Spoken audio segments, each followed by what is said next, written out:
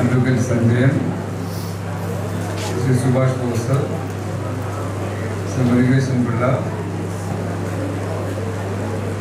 ശ്രീ ചൊവ്വര സുനിൽ നാടാർ, ശ്രീ കൊണ്ണിയൂർ സനൽകുമാർ, ശ്രീ പാളയം ജോസ്, വേദിയിലുള്ള ട്രസ്റ്റിൻ്റെ ഭാരവാഹികളായ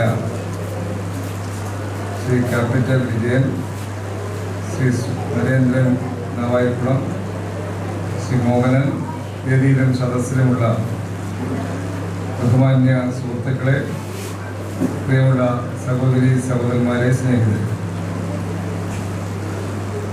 ദീർഘമായ ഒരു വർത്തമാനത്തിന് ഈ അവസരം വിനിയോഗിക്കുന്നു. ഇവിടെ ഇരിക്കുന്നവരെല്ലാം